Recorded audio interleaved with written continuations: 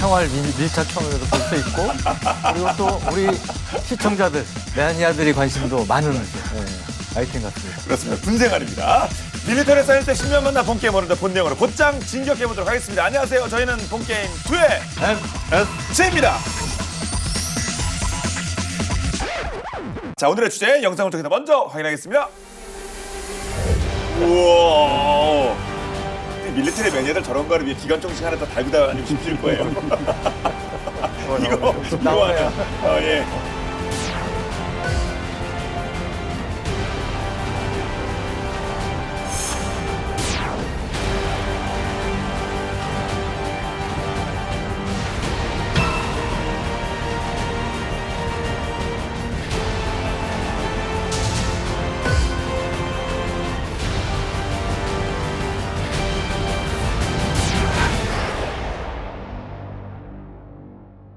오늘의 주제, 변하는 시대에 맞춰 새로운 변신을 예고 중인 소형 전술 차량이 되겠습니다. 자, 그런데 이 소형 전술 차량의 어떤 연장선상으로 볼 수 있는 게 최근 우크라이나 전장에 등장했다고요? 네, 맞습니다. 이 우크라이나군이 최근 애용하고 있다는 특별한 어찌 보면 신박한 운송수단이 화제가 되고 있는데요. 이거 오토바이 아닙니까? 이 영상입니다. 예.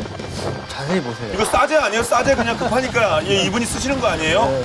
뭐냐? 바로 군용 전기 자전거입니다. 아, 전기 자전거예요? 예. 최고 속도가 시속 88km예요. 무게가 63kg. 그러니까 가벼운 무게는 아닌 그런 존재인데, 이 미국의 이제 워싱턴 포스트 보도에 따르면 우크라이나군이 이 군용 전기 자전거를 활용을 해가지고 기본 정찰, 저격, 지뢰 저거 등의 임무를 수행 중이라고 하는데요.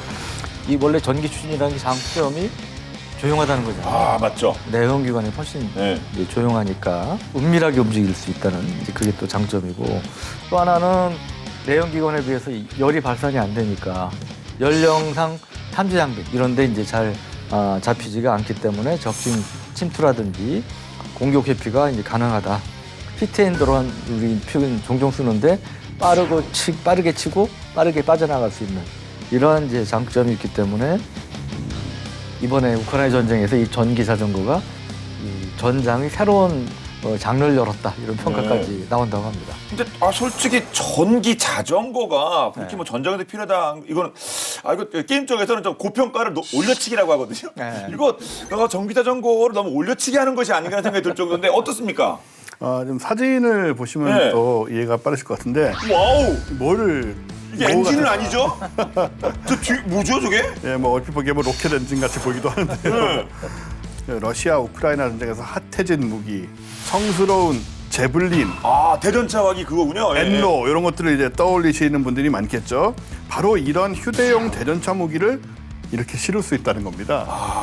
그건 진짜 은밀하게 움직여야 되는 거 아닙니까? 걸리면 안 그렇죠. 되니까 빨라야 되고. 네, 이게 이제 전기 자전거의 굉장한 장점 중에 하나인데, 여기 지금 대전차 미사일을 실을 수 있는 짐바지를 장착을 한 거거든요, 밑에. 일단 오토바이에 비해서 소리가 나지 않고 열도 나지 않고 굉장히 조용하고, 또 지금 보시면 속도도 시속 90km 가까이 나오니까 상당히 빠르고요. 그래서 대전차 무기를 싣고 치고 빠지는 전술로 러시아 장갑차를 목표로 한다면 효과가 얼마나 뛰어나겠느냐, 그렇게 상상해 볼 수 있는 거고요. 전기 자전거를 만든 제작 회사에 따르면 최근 우크라이나군이 임무를 수행하는 동안 여러 대의 차량에 이렇게 이걸로 구멍을 뚫고 왔는데, 파괴시켰다 이거죠? 네, 파괴시키고 왔는데 라이더는 뭐 다친 사람이 없다 이런 후문이 있습니다. 그렇군요. 지형에 제한이 거의 없을 텐데 그런 만큼 뭐 장점도 많긴 하겠습니다. 근데 사실 이게 전장에서 전에도 이 전기 자전거라는 것이 실제로 활용이 됐습니까? 우크라이나전을 보면서 우리 한자로 이제 궁죽통 있죠. 궁함 통한다. 예. 중동 시리아 내전 때도 보면 우리 봉고차 트럭 갖다 놓고 거기에 그거를 개조해가지고 다용자 높게 발사대를 쓰고 그런 적도 있어요. 그래서 맞죠. 이 전기 자전거도 역시 우크라이나군이 그런 궁죽통의 측면에서 잘 활용하고 있는 게 아닌가 그런 생각이 드는데, 이게 이제 처음은 아니고 미국에서 이제 다파라고 국방 고등연구 프로젝트 사무국, 여기서 이제 지난 2014년에 군용 저소음 전기 자전거 개발을 시도를 했었다고 합니다. 이때 이제 다파에서는 전기 자전거의 이제 소음 수준을 55데시벨 이하로 이제 정했다고 하는데, 55데시벨은 어느 정도 수준이냐면 집에서의 또 이제 여러 소음이 나잖아요. 네. 이제 그거보다는 조금 높고, 이 30m 떨어진 곳에 들리는 에어컨 소음보다는 오히려 작은. 그건 별거 아닌데요. 네, 솔직히 야외면. 그러니까 상당히 작다는 얘기죠. 네. 작년에는 이제 호주 육군이 이 정찰 및 기갑 장비 호위를 위해서 전기 자전거 시범 운용을 이제 공개하기도 했다고 이제 그럽니다. 근데 호주 육군이 사용하고 있는 전기 자전거는 최대 시속 88km, 최대 운행 거리는 약 100km, 99km에 이제 달한다고 하고요. 그리고 이제 호주 가까운 나라가 이제 뉴질랜드잖아요. 뉴질랜드 같은 경우 이제 공군에서는 정찰 감시를 위해 가지고 현지에서 시작한 자전거를 이제 시험 운행을 하고 있고요. 노르웨이에서는 이제 러시아하고 맞닿은 국경을 순찰하는 군이 이제 전기 자전거를 사용한 적도 있다고 합니다. 예. 아니, 그러니까 뭐 일반 그 저희 입장에서도 뭐 그냥 뭐 소형 차에서 뭐 트럭까지 뭐 전기차 계속 나오고 있지 않습니까? 그럼 전기 자전거, 전기차, 그 뭐 군용 차량도 이렇게 계속 전기화 그렇게 된다고 봐야 되는 건가요? 군용 차량은 또 좀 한 발 앞서는 면도 있는데요. 예. 전기차의 일종인 군용 수소차가 개발되고 수소차예요, 있습니다. 수소. 네네. 네. 올해 9월에 개최됐던 그 DX 코리아 2022 방산 전시회에서 우리 군용차의 미래를 엿볼 수 있는 그런 전시가 좀 있었어요. 그 중에 하나가 수소 동력인 ATV, 올 트레인 비클이죠. 경량 고기동 차량. 이 콘셉트 차량인데 초경량 쇄실을 개발해서 수소 연료 전지로 운영이 되는 이제 신속 대응 사단의 강습 작전용 차량입니다. 치누프 헬기에다가 이걸 싣고 가서 적진으로 이동해서 강습 작전을 하는 용도로 쓰는 건데 그렇게 하려면 이제 빠르게 타고 내릴 수 있도록 문이 없죠. 아, 문짝이 없네요. 예, 저렇게 이제 아예 컨셉이 저렇게 잡혀 있고 예. 그 외에도 이제 한국형 소형 전술 차량에 수소 연료전지 발전기를 탑재한 수소 연료전지 발전기 탑재 콘셉트카도 한 개 공개가 됐는데요. 군 작전 지역하고 또 격오지, 뭐 재해 시 긴급 구조와 구호 활동 이런데 특수 상황들에 이제 전기를 안정적으로 또 공급을 할 수가 있습니다. 이 차가 전기 발전기니까 일종의. 그래서 이런 건 이제 미래 운영 환경에 좀 선제적으로 대비하기 위해서 제작된 콘셉트 차량인 거죠. 수소연료 자동차, 뭐 수소연료 차량, 이 수소연료 여기 뭔 장점이 있기 때문에 이렇게 개발하는 겁니까? 우리 군대는 전투를 하면서 계속 이동을 해야 되잖아요. 네. 또 험지도 가야 되고 그러니까 사실은 수소연료 공급 문제 때문에 이제 단점이 많은 걸로 좀 부각이 돼 있었는데 이제는 그거를 극복할 수 있는 여러 가지 기술적인 진전이 이루어져서 이제 군용으로서도 이제 각광을 받고 있고 우리 군에서도 이제 관심을 갖고 있는 건데 미국도 지금 이제 그 군용 수소차에 대한 관심을 보인다고 하는데요. 미국군은 이제 험비하고 군용 수소 전기차를 이제 비교해 보기도 했다고 그래요. 이 실험에서 군용 수소 전기차가 일반 군용차보다 한 75에서 90% 가량이 조용하다. 엄청 조용하군요. 예, 예. 당연히 뭐 내연기관을 쓰는 것보다는 네. 조용하겠죠. 군용 수소 전기차가 시속 16km 이하의 아주 저속으로 주행할 경우에는 100m 거리까지 접근해도 이제 적군이 이를 인식을 못하는 것으로 이제 그렇게 이제 확인을 했고 또 하나는 이제 내연기관에 비해서 이 수소 전기차는 발생하는 열이 적지 않겠습니까? 아무래도 그렇겠죠. 훨씬 적죠. 그러니까 이 특정 부위에 열 차단막을 씌울 경우는 연료상 장비에 거의 탐지가 안 될 정도라고 이제 얘기를 해요. 결국 우리 얘기하는 이제 군용 스텔스 차량이 가능해지는 거죠. 이러한 장점들을 활용하면 보다 정밀한 이제 공대지 또는 지대지 포격 지원도 할 수 있을 것으로 그렇게 이제 미군에서는 판단을 했다고 합니다. 네. 그런데 요즘처럼 첨단 무기가 계속 개발되는 현대전에서 야 이거 군용 차량에 계속 뭐 수소 연료 차량도 나오고요. 계속 업그레이드되는 걸 보면 군용 차량의 중요성도 계속 부각되는 것 같아요. 그렇죠. 사실 뭐 군대에서 굉장히 중요한 게 기동력인데 네. 기동력이 뛰어난 군대는 이제 자기가 원하는 전장에서 싸울 수가 있고 그리고 전술을 굴수할 때도 훨씬 유연하게 대처할 수 있고 특히 이제 미군은 전 세계를 무대로 활동을 하잖아요. 그러다 보니까는 지상군의 기계화가 굉장히 중요했는데 그래서 탄생한 게 다들 아시는 그 유명한 험비 아니겠습니까? 험비. 옛날에는 우리나라에도 길거리에서 좀 보이는데 요즘은 잘 안 보이더라고요. 예. 제가 용산 사는데 요즘 못 본 것 같아요. 옮겨서 그런가? 맞습니다. 확실히 전에보다 눈에 띄는 게 그죠. 옛날에는 부드럽어요. 그냥 뭐 네. 강남에도 뭐 몰고 다니고 사람들이 민간차네. 민간인 차도 그랬는데 이 험비란 거는 이름의 뜻 자체가 사실은 그 하이 모빌리티 멀티퍼포스 휠드 비히클이라는 즉 기동 능력이 높은 다목적 차량이란 말에서 이 약자가 HMMWV가 되는데 이걸 대충 줄여가지고 험비라고 한 거거든요. 이 험비는 이제 뭐 2차 세계대전 때 활약했던 그 윌리스 MB 그리고 한국 전쟁에 참전했던 M38 이게 또 소위 따집차들이죠. 그리고 이제 베트남 전쟁에 투입된 M151의 계보를 잇는 전술 차량인데요. 1984년에 생산이 시작됐고 1989년 이제 파나마 침공 때서 처음 실전 배치가 된 이후로 걸프전에서 사실 우리가 많이 봤습니다. TV에서 이렇게 사막을 막 달려가는 이런 먼지를 뿜으면서 이걸 이제 TV를 통해서 우리가 보면서 다들 각인이 됐었고, 그런 다음에 이제 보스니아 내전, 이라크전, 아프가니스탄전 등에서 이제 맹위를 떨치다가 이제 그러면서 이제 미군의 좀 상징적인 존재가 됐었죠. 그러니까 미군의 상징 더하기 뭐 상남자의 상징이 돼서 그 민수용으로 나온 거 이게 허몬가 해가지고 이게 아놀드 슈왈츠네거 형님이 썼잖아요, 우리 그거. 터미네이터 형님이 그 네. 차 막 사시고 막 그랬잖아요. 딱 어울리는 차죠. 네. 네. 저 같은 사람이 타면 안 어울리겠죠, 잘. 아니, 또. 그 AM 제너럴에서 험비를 기반으로 해서 만든 민간용 차량이 세계 최고의 오프로드 성능을 가졌다는 SUV 끝판왕 허머인데, 허머, 예. 허머인데요. 사실 처음에 AM 제너럴은 이제 험비를 민간용으로 시작하기에는 이제 돈이 너무 많이 들어서 주저를 했다고 그래요. 단점이 가장 큰 단점 중에 하나가 뭔지 아세요? 비싸지 않 기름을 엄청나게 먹어요. 연비가 나오겠습니까 얘가? 연비가 정말 안 예. 좋아요. 그래서 웬만큼 돈 많은 사람이 아니고는 운영할 수가 없는 그런 건데, 약간 그래서 뭐 주저했는데 아놀드 슈왈츠네거가 그냥 적극적으로 푸시를 해가지고 예. 임원을 설득을 해서 이제 만들었다고 그러고요. 최근에는 전기차 허머 EV가 나왔다고 그래요. 오, 그래서 여기까지 나와서 화제가 됐다는데 예. 특징이 좀 많이 사라진 것 같지 아, 않습니까? 그러게, 그냥- 원래 허머를 좋아했던 사람은 예. 가장 큰 매력이 어떻게 사라진 것 같? 저만의 착각인가요? 아 저도 약간 네. 거칠고 뭐 그런 거 있지 않습니까? 이렇게 갇히고. 터프한. 예. 이게 저 주변에 관심 있는 사람이 있어 좀 알아봤었는데 옛날에 네.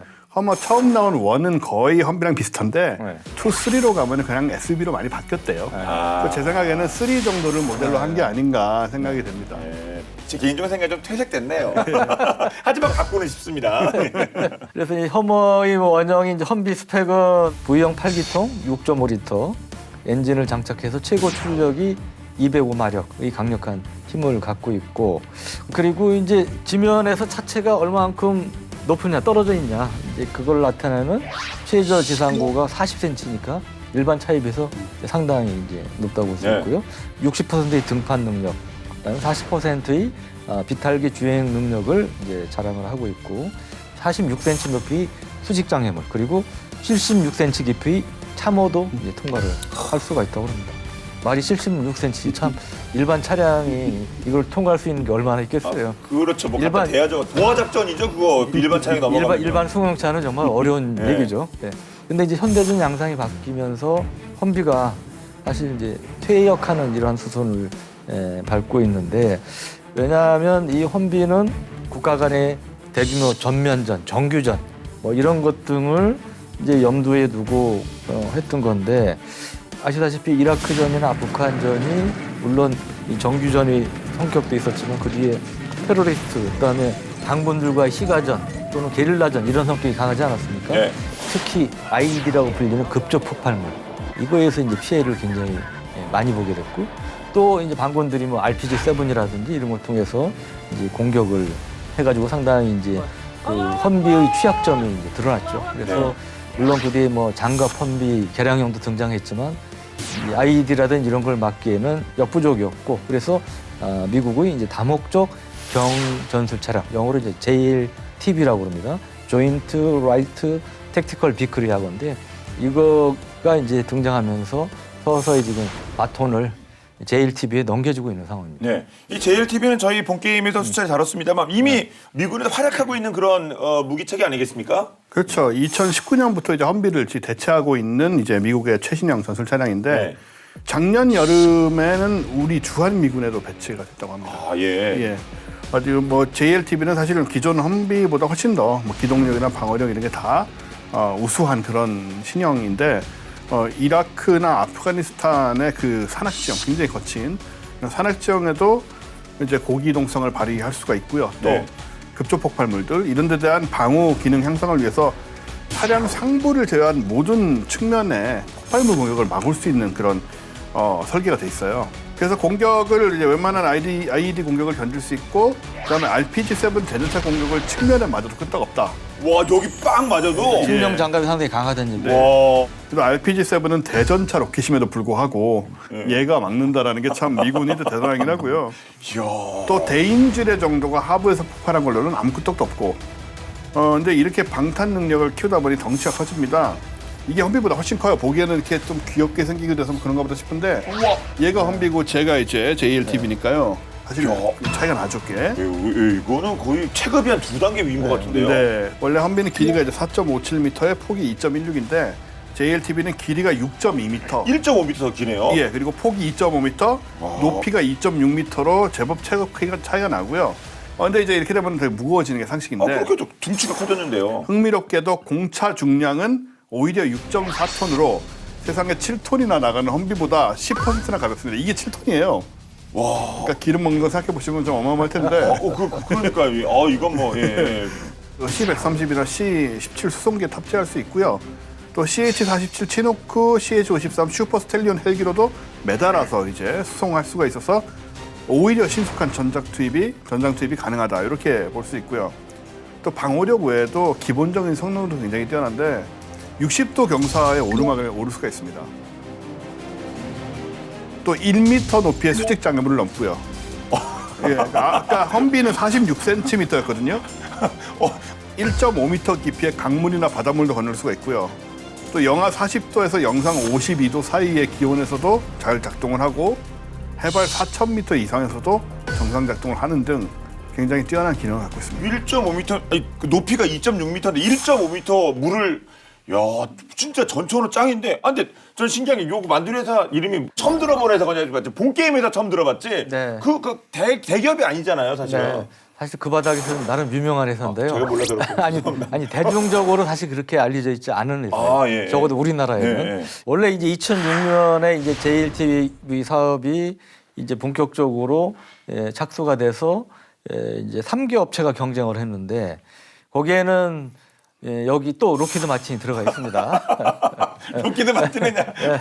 안 들어가는 데가 없어요. 세상에 하여튼 뭐 무기가 나면 총알도 만들어 물어봐야겠어 나중에. 로키드 마틴은 저 이지스함 그 레이더도 만들어요. 그러니까 육해공 다 그냥 뭐 안 들어가는 데가 없는데 우주까지 해서. 그다음에 험비 제작한 A형 제너럴 당연히 들어가겠죠. 험비 만들었으니까. 그 외에 이제 추가된 게 특수 차량 제조업체인 오시코시라는. 그렇죠, 오시코시. 예, 그 사업 액수가 무려 300억 달러, 42조 원. 워낙 이제 큰 사업이 되다 보니까 뭐 정말 치열한 경쟁이 이제 벌어진 건데요. 근데 2015년에 결정됐는데 최종 사업자는 좀 뜻밖의 오시코시가 이제 딱 낙점이 됐습니다.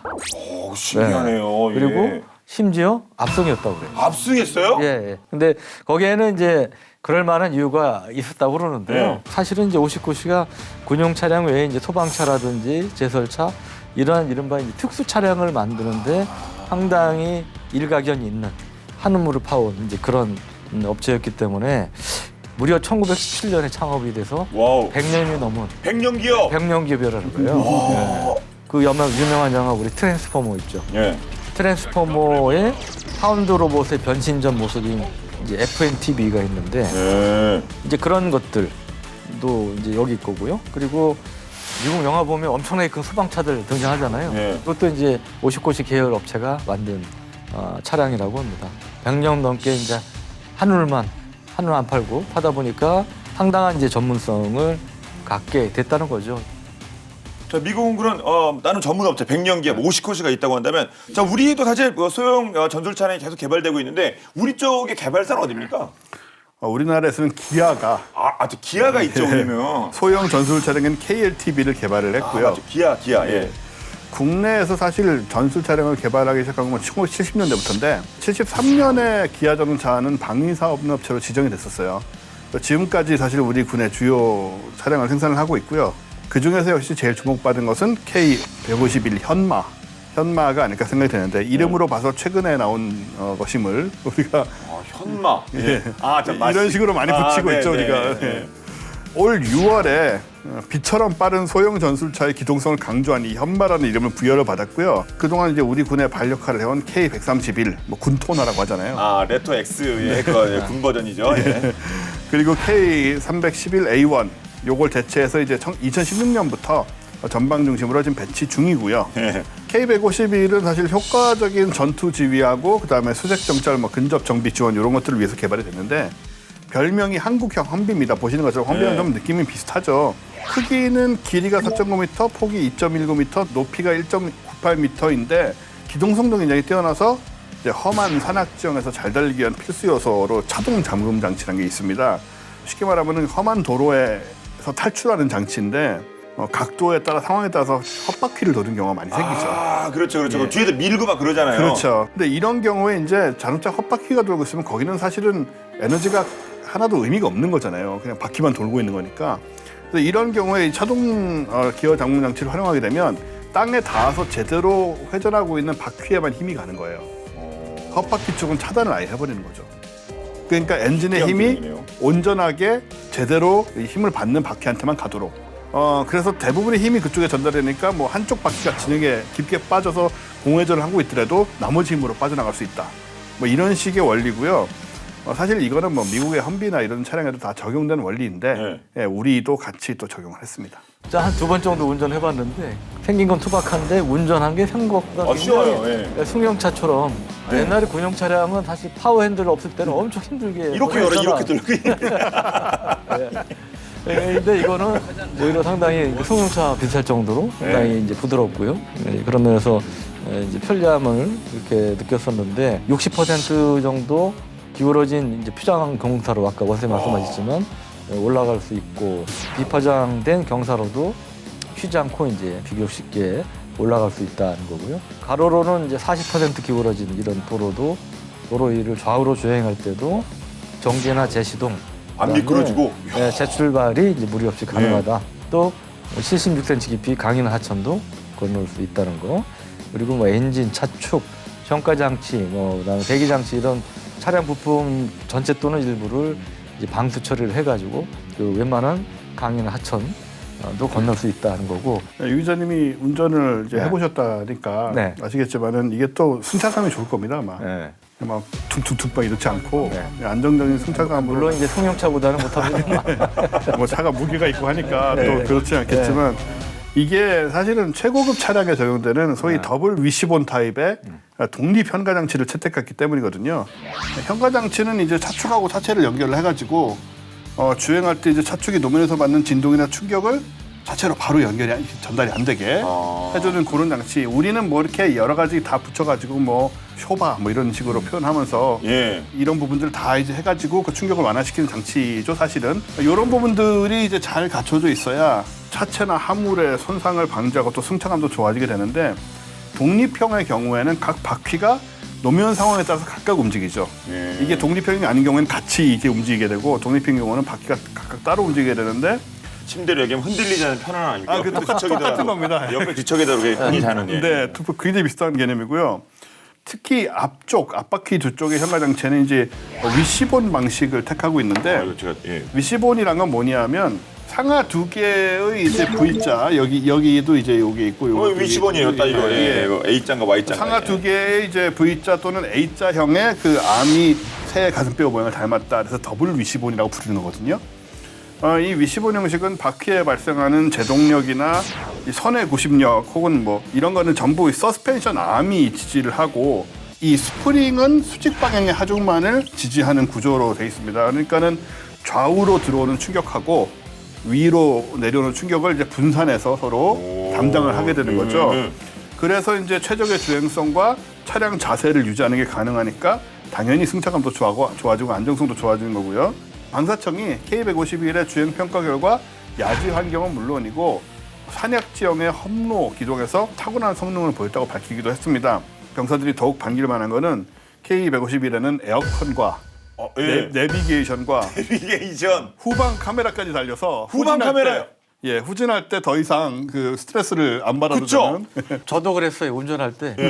후방 카메라까지 있어 깜짝 놀랐는데 예, 편하더라고요. 후방 카메라 있으면 좋은 뭐냐면 저 사실 너무 이제 군생활 오래돼서 그렇습니다만 후진할 때는 반드시 내려서 뒤에서 봐야 돼요. 그죠. 예, 그러니까 내려서 봐야 됩니다. 야 이렇게 창문을 빼고 야 빼고 오라 이거 아닙니다. 반드시 원칙상은 내려서 봐야 되는 거거든요. 그러면 후방 카메라가 달렸다는 건 그럴 필요도 없고 그 원칙이 없어지겠죠 이제. 아, 예, 그러게요. 네. 예. 그래서 시원하고 내비게이션 있고 후방 카메라 있고 게다가 8단 자동 변속기가 오, 달려서 8단, 예. 예, 운전도 뭐 여러모로 편하고 그래서 전장에서 이제 뭐 힘들게 운전하고 이런 건 다 옛말이 된 것 같습니다. 아, 그렇습니다. 예. 방탄 능력은 정말 빵빵해야 되는 거 아닙니까? 어떻습니까? 예, 그러니까 지금 북한군이 주로 쓰는 게 이제 AK-74 소총이죠, 대표적인 게. 그래서 이런 탄환 중에도 제일 간통력이 높은 탄환 그리고 개인용 수류탄 이런 것도 막을 수 있는 그런 능력을 갖고 있다고 합니다. 네. 근데 그쪽이 방탄이면 사실 그 영화 봐도 쏘는 데 있지 않습니까? 제일 취약한데 네. 바퀴. 예. 예, 대통령 차량은 바퀴가 뭐 이런 얘기도 하자는데 네. 이쪽 바퀴 부분 어떻습니까? 바퀴 펑크라면 역시 영화도 많이 보시고 되게 많이 봤죠, 솔직히. 아주 게임을 테러리스트가 오래 엄청 하셔서 좋아합니다. 아주 또 영화가 좀 아주 부족해요. 또 예리하게 짚으셨는데요. 근데 이제 당연히 그에 대한 대비도 해놨죠. 예. 적 공격으로 펑크가 나도 일정 시간과 거리를 주행할 수 있는 그런 능력을 갖고 있는 건데요. 왜냐하면 이제 타이어 안에 런 플랫이라는 장치가 있어요. 플랫가 됐는데도 달릴 수 있다. 그래서 이제 런 플랫 타이어 또는 시스템이라고 표현하는데 이 소형 전술 차량에 쓰는 런 플랫 타이어 장치는 또 기존 것보다 성능이 향상된 그런 거여서 타이어 두 개가 동시에 펑크가 나도 1시간 동안 시속 48km의 속도로 비상 주행을 할 수가 있다고 합니다. 예. 험비 넘어도 뭐 JLTV랑도 이렇게 어깨를 나란히 할 만한 뭐 그 정도 아닙니까? 우리 차량이? 예, 뭐 그쪽 차량들도 당연히 뛰어난 차량이지만 네. 우리가 운영하기에는 이제 우리 기술로 만든 K151이 충분한 이유가요. 한국 지역을 고려해서 만들었기 때문에 사실은 험로 주행 능력이 그쪽 차량보다 더 낫다는 평이 있고요. 또 중요한 건 역시 가격 아니겠습니까? 아, 예. 험비는 대당 이제 22만 달러, 요즘 돈으로 3억 원. 어우. 요즘 한일로 3억 원이고요. JLTV는 당연히 더 비싸서 2배인 43만 달러, 6억 원입니다. 한 대. 근데 K151의 가격은 일반형이 8천만 원, 또 방탄형이 1억 5천만 원. 그리고 고급 승용차 정도 되는 거네요. 그렇죠. 8천만 원이면 예, 예. 예, 민간용이 나온다면 살만 하잖아요. 이 정도 아, 가격이. 연비만 좀 괜찮으면 솔직히. 예. 생각해 보시면은 그 JLTV 한 대랑 험비 두 대랑 K151 4대 이렇게 가격이 같은 거거든요. 네. 그러면 이제 뭘 사겠냐고 물어보면 그래서 이런 게 이제 진짜 가성비다. 그래서 굉장히 그런 점에 장점이 많이 있죠. 예. 아 근데 군용 차량인데 솔직히 군 장비는 보통 생각보다 비싸잖아요. 그렇죠. 무전기도 네. 그렇고 다 비싼데 아니 가격이 이렇게 저렴한 건 그 이유가 어디서 나오는 겁니까? 다 이제 이유가 있습니다. 네. 왜냐하면 이제 그 민소형 기술을 많이 활용했기 때문에. 아, 기아 자동차. 그러니까 기아 자동차 그 상용 차량 기술을 많이 활용했기 때문에 이제 그게 가능해진 건데 기아가 자랑하는 대형 SUV가 뭐가 있죠? 얘기해도 됩니까? 모하비? 모하비가 이제 대표적이죠. 얘기해도 돼요? 예, 이 경호원들도 많이 타고 다니잖아요. 네. 사실 모하비 엔진, 프레임, 부품 일부를 활용을 해서 우리 K151을 만들었다고 해요. 엔진 같은 경우는 이제 그 S2 3.0 V6 유로5 터보 인터큘러 디젤 엔진. 굉장히 길어요. 예. 야, 진짜 대단한 기술이 있는 이 엔진인 것 같습니다. 예. 오우, 예. 특수 주철 실린더 블럭을 적용해서 내구성을 더욱 높인 특징이 있다고 하고요. 견인용 윈치를 제외하고는 100% 국산이랍니다. 기본 자체는 두고 여러 가지 정말 육해공군별로 주요 부대별로 다양한 이제 변형을 만들 수 있다는 그런 이제 장점이 있죠. 예를 들면 이미 지휘용으로 2종이 나왔대요. 4인승, 8인승. 그다음에 포병 관측용, 정비용 뭐 이런 5종이 이제 개발됐고 그 외에 뭐 통신 장비 탑재, 그다음에 현공 대전차 미사일 탑재, 화성방 정찰차 뭐도 이제 변형이 나왔고 그리고 이제 기존에 이제 군토나는 대대급까지 배치가 됐는데 K151은 이 전력화가 완전히 끝나면 중대급까지도 배치가 될 것으로 그렇게 이제 기대를 하고 있습니다. 그래서 그 일선 보병부대의 기동성 외에 이제 화력, 이 전투력도 상당히 향상이 될 것으로 기대가 됩니다. 네. 이것만 해도 듬직한데 앞서 말씀드린 그 수소 기반의 소형 전술 차량 이것도 또 개발되고 있다고요? 네, 개발하고 있는데 사실 좀 문제가 있죠. 걸림돌이 있는데 예. 이제 연료 문제잖아요. 우리 뭐 내연기관 군용차는 이제 보급 수송대들을 거쳐서 연료를 지원받거나 아니면 그냥 가다가 주유소에 들어가서 급하면 그렇게 하는 거 아닙니까? 기름을 넣으면 되는 건데 수소 전기차는 이제 수소를 이제 따로 받아야 되니까 수소 연료를 받아야 되니까 그게 이제 흔하지도 않거니와 충전 방식이 보기에는 주유하고 비슷해 보이지만 사실은 기체를 넣는 거거든요. 이러다 보면 이제 한 번에 충전 가능한 대수가 많을 수가 없죠. 그렇겠죠. 왜냐하면은 이제 기체 수소와 액체 수소를 보면은 기체 수소가 부피가 800배거든요. 그럼요. 이게 물하고 그걸 이제 끓여서 수증기 그걸 보시면 됩니다. 네. 수소 기체를 가지고 1kg만 돼도 부피가 이제 그 우리 이민 가방 있잖아요. 네. 엄청 가벼워요. 들면은. 와, 그럼 이 전장에서 쓰려면은 제가 보기에는 큰 에드볼론 달고 다녀야 돼요. 그러니까요. 그 정도는 돼야 안정적으로 움직일 것 같습니다. 그래서 수소는 잘 폭발하고 불이 붙기 때문에 에드볼론은 총한 방만 쏴도 안 되겠네요. 네.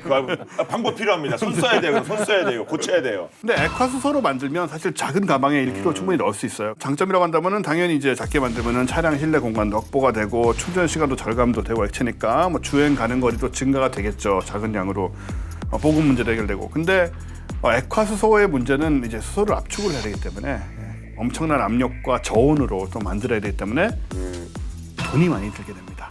그 부분이 좀 해결하기 어려운 문제 중에 하나죠. 자, 그런데 군용 차량 하면 못 참는 우리 마니아분들도 많이 계시다고 합니다. 그렇다면 그런 분들께 정말 솔깃한 정보가 있는데요. 세계 각지 상남자들이 한 자리에 모여서 오프로드 레이싱 경기를 펼치는 미국 라스베가스의 사막, 그곳에 눈을 의심케 하는 차량 그리고 사람들이 등장했다고 합니다. 어떤 내용일지 본방 야사에서 보시죠.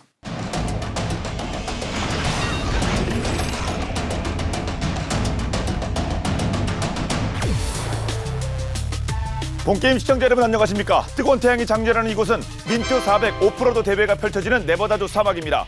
광활한 사막을 거침없이 질주하기 위해 올해도 수많은 참가자들이 모였는데요. 커다란 바퀴가 인상적인 버기카도 제법 보이고요.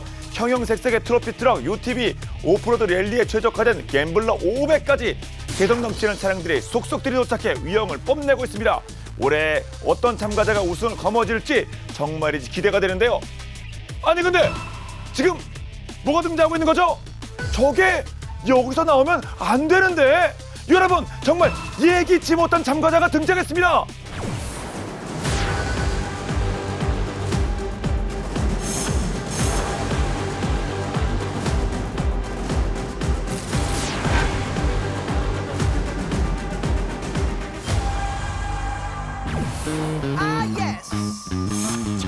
라스베이거스 하면 뭐가 떠오르시나요?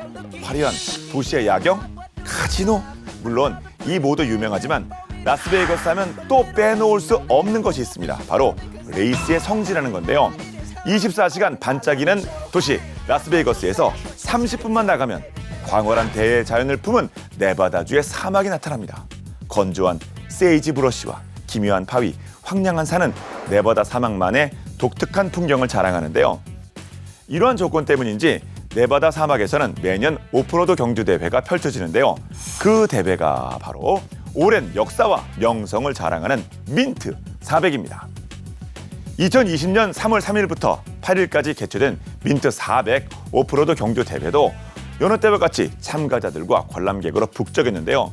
6만 5천 명의 오프로드 마니아들이 몰려들었고 라이브 스트림을 통해 수십만 명의 팬들이 현장을 지켜보고 있었죠.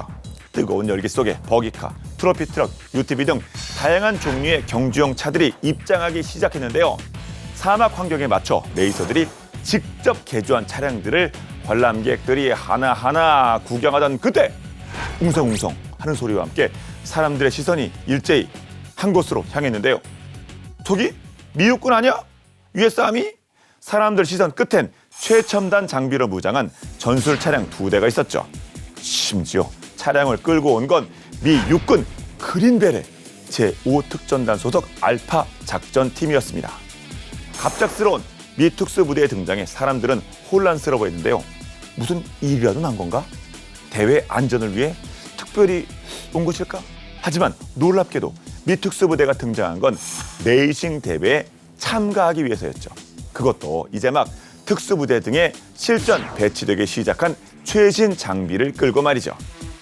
사실 민트 400 오프로드 대회는 어마어마한 상금이 걸렸다거나 여러 기업이 자신들의 기술력을 자랑하는 모터 레이싱 대회와는 다르게 참가자들이 직접 튜닝한 차량을 끌고 와서 사막을 횡단하는 일종의 축제 같은 행사인데요. 미국 모터스포츠 역사상 실전 배치가 진행 중인 최첨단 군용 장비가 오프로드 대회에 참가한 전례가 없었을 뿐더러 대회 취지와 전통을 훼손시킬 수 있어 우려하는 사람들이 많았죠. 하지만 그럼에도 참가자들과 관람객들은 미 육군 특수부대의 깜짝 등장에 환호했고 독특한 유형의 신형 전술 차량에 큰 관심을 보였습니다. 사실 미 육군 특수부대가 민트 400 오프로드 대회에 참가한 데에는 다 이유가 있었는데요. 우승을 하기 위해서는 당연히 아니고요. 미 육군과 특수부대의 홍보 활동을 통해 국민들의 성원을 끌어내는 것은 물론 모병 활동의 목적도 있었고요.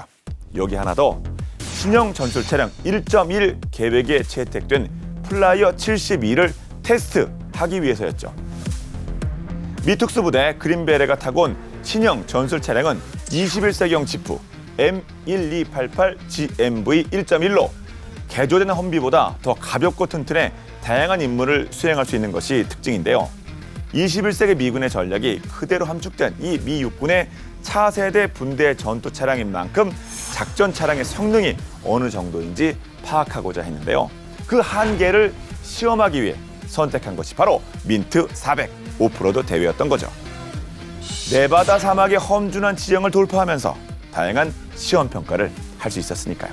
본인들만의 페이스를 유지하며 레이스를 이어가던 그때 사고 당한 참가자들이 눈에 들어봤는데요. 그들은 신형 전술 차량에 장착된 C4, 지휘, 통신, 통제, 컴퓨터 이 장비들을 활용해서 조난당한 참가자들을 구조해 나가기 시작했습니다.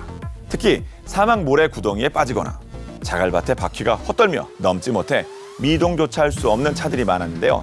이에 군용 와이어 윈치를 조난당한 차량에 연결, 마력 좋은 신형 전술 차량으로 순식간에 끌어올려 안전하게 이동시켰죠. 도움이 필요하다면 반대 방향으로 되돌아가는 것도 주저하지 않았는데요. 대회 안전요원이나 구조대가 도착하기 전까지 사고를 당한 참가자들을 진정시키고 응급조치를 해주는 것은 물론 사고 차량을 견인하는 등 헌신적으로 참가자들을 도왔습니다. 하나둘 출발했던 차량들이 반환점을 돌아 결승선을 통과했는데요. 미 특수부대는 한참이 지나고 나서야 결승선의 모습을 드러냈고 모두의 환호와 박수 속에 경주를 완주하며 첫 오프로드 대회를 성공적으로 끝마쳤죠. 대회가 끝난 후 그린베레 팀장 에릭 대위는 이런 말을 남겼는데요. 이번 경주대회 참가를 통해 작전 차량의 각종 성능을 극한까지 시험할 수 있었고 한계를 극복할 수 있었다. 이번 대회 참가는 우리에게 새로운 도전이었으며 작전 능력을 한 단계 더 도약할 수 있는 기회가 되었다고 생각한다. 대회에 참가했던 그린베레는 비록 순위권에 들지는 못했지만 그들이 보여준 헌신과 희생정신에 감동한 주최 측은 영예 1등상을 수여했는데요. 그뿐만 아니라 M1288 GMV 1.1 역시 기대 이상의 성능과 신뢰성을 발휘해 미 육군 내부로부터 긍정적인 평가를 받을 수 있었습니다. 그 어느 때보다 특별했던 2020년 3월에 펼쳐진 민트 400 오프로드 대회의 흥미로운 이야기였습니다. 지금까지 우리의 소형 전술 차량 그리고 미국 쪽을 봤는데 그 외 국가는 이 소형 전술 차량 어떻게 운영합니까? 영국은 세계적으로 유명한 랜드로버. 아, 이거 고가 차량 아닙니까? 네. 랜드로버를 기반으로 예. 90여 가지 버전을 만들어서 와우. 운영을 하고 있고요. 독일은 어떤 차가 군용으로 사용되느냐? MB 모사. 예. 왜냐하면 비모사라고 하면 둘 다 비모사더라고요. 아, 그렇죠. 예. 아, 예. 그래서 MB 모사. MB 모사. 예. 메세데스 벤츠 그냥 하죠. 뭐. 아, 예. 우리보다 유명한데 왜? 아, 그래. 우리 좀 밀리터리 얘기하는 거거든요. 그러니까요. 예, 그렇죠. 저희가 무슨 특정에도 홍보하는 게 밀리터리 얘기하고 있는데. 그럼요. 이 메세데스 벤츠의 그 G 마겐이라는 아, 그것도 고가 라인 아닙니까? 이런 거 쓰는군요. 요거를 이제 50가지 다양한 버전으로 네. 활용을 하고 있는데 1970년대부터 사용된 이 G 마겐은 원래 태생이 군용 차량입니다. 아, 그렇군요. 예, 근데 이제 민수 버전을 출시를 했던 것이고 이 민수 버전에 적용된 신기술을 다시 군용 차량에 적용하는 방식으로 성능 강화가 사실 지속적으로 추진이 된 거였고요. 한편으로 이 G바겐을 대체하기 위해서는 이제 1000대 규모의 그 GFF 사업이라는 거를 또 추진을 하면서 KMW사의 AMPV1을 채택을 하기도 했는데 이런 거는 설계는 군 전용으로 했지만은 엔진이나 변속기 같은 주요 구성 요소가 전부 상용 제품입니다. 그래서 이제 그 결과적으로 따지면은 미국의 JLTV의 성능에 준하면서도 개발 기간 단축 그리고 뭐 비용 절약에 성공했다고 또 얘기를 하는 거죠. 이 프랑스 같은 경우 이 독일 지바겐을 그 이제 프랑스 유명한 뿌조사가 그 P4라는 걸로 이제 면허 생산을 해서 운영을 하고 있다고 그러고요. 미 험비를 벤치마킹 해가지고 그 다목적 소형 전술 차량을 또 만들기도 했습니다. 2006년에 이게 이제 세르파 2, 또 세르파 3으로 발표됐다가 현재 세르파 라이트로 불리는 모델인데 이 기종이 세계 이제 군대 경찰에서 애용하고 있는 숨어 있는 베스트셀러라고 그래요. 이게 적재 성능도 뛰어나고 범용성도 뛰어나고 그래서 뭐 프랑스 본국은 물론이고 나토 여러 나라에서 채택이 되고 있고 그 외에 뭐 쿠웨이트, 이집트 같은 중동 국가, 그다음에 브라질, 칠레 등 남미, 인도, 인도네시아 같은 아시아 국가들까지도 널리 이제 수출이 되고 있다고 합니다. 여기서 또 빼놓을 수 없는 나라가 있지 않습니까? 러시아는 어떻습니까? 네. 러시아도 미국의 험비를 모티브로 제작한 가지 의사의 소형 전술 차량인 티그르 M이라는 게 있습니다. 차량 크기가 폭이 22.3m, 길이가 5.7m로 험비에 비하면 조금 크고 JLTV에 비하면 이제 약간 작은 건데요. 또 500에서 1000kg의 화물을 화물칸에 실을 수가 있습니다. 혹은 이제 후방석을 개조해서 8명에서 10명까지 탑승할 수 있는 이런 이제 특징들이 있고요. 러시아는 그 남오세티아 전쟁 때부터 티그르를 실전에 사용을 하기 시작을 했는데 물론 우크라이나 전쟁에서도 마찬가지입니다. 전쟁 초기부터 러시아군이 티그르를 사용을 했는데요. 사실 그 결과는 좀 참담합니다. 그래요? 네, 다수가 이제 격파가 되거나 우크라이나군에게 노획이 되고 말았는데요. 그럼 우크라이나는 이거 그 네, 아닙니까? 그래서 방금 그 노획이 된 나머지 우크라이나 군의 차량이 되어버려서 우크라이나 군의 기갑전력에 보탬을 주고 말았다는 그런 티그르로 봐서는 참 치욕적인 그런 상황입니다만 그런 지금 스토리가 있습니다.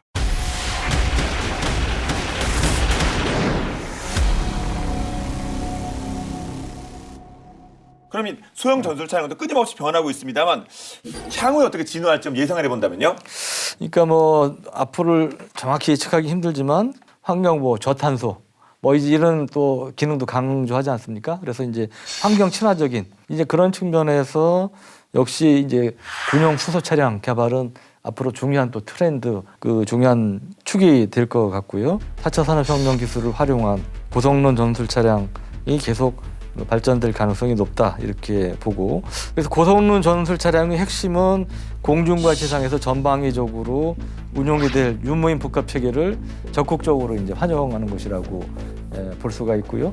그리고 타격 지원 기능을 수행하는 그 체계들의 이제 모든 센서들이 실시간으로 연동되는, 우리가 요즘 최대 화두 중에 하나가 이제 AI 아닙니까? 인공지능을 기반으로 한 C4I 네트워크를 탑재해서 운용하게 될 것으로 이제 보이고요. 결국은 이제 인간과 인공지능의 결합을 통해서 보다 효율적인 작전을 수행하는 게 목표고, 거기서 우리 이제 소형 전술 차량도 계속 진화하면서 역할을 하게 될 것 같습니다. 계속 얘기가 나왔지만 아직 우리 눈앞에 잘 별로 안 보이고 있는 그 비행 차량들 있잖아요. 그게 진짜 이거 하늘을 나는 자동차. 그래서 이제 개인용 비행 차량이라고 이걸 부르고 있죠. PAV라고 Personal Air Vehicle이라고 부르는데 여러 가지 장점과 단점이 있다고 하더라고요. 일단 장점 같은 경우에는 물론 이거는 사실은 비행기하고는 달라서 초저공을 이제 움직이는 그런 거다 보니까 차량 같은 목적으로 다니게 되면은 이게 뭐 험로 이런 게 의미가 전혀 없잖아요. 험로라든가 무슨 뭐 진창이라든가 뭐 오프로드 이런 게 날아다니니까 떠서 그런 점에서 굉장히 유리한 반면에 또 공격을 받아서 떨어지면 바로 사상자가 금방 또 생기는 이런 한계도 있어요. 그래서 이제 갑론을박이 오고 가는 것 같은데, 어쨌든 간에 미 공군의 경우에 육군이 아니고 공군이 어질러티 프라임 프로젝트를 통해서 이제 필요한 기술을 기업을 통해서 개발을 하고 있고 좋은 비행체를 만들려고 좀 노력을 많이 하고 있습니다. 근데 사실 이런 움직임은 국내에서도 이루어지고 있는데, 현대자동차가 이미 몇 년 전에 이 하늘을 나는 자동차와 관련된, 특히 하늘을 나는 택시 관련된 그런 기술들, 플랫폼들을 만들겠다는 선언을 했었어요.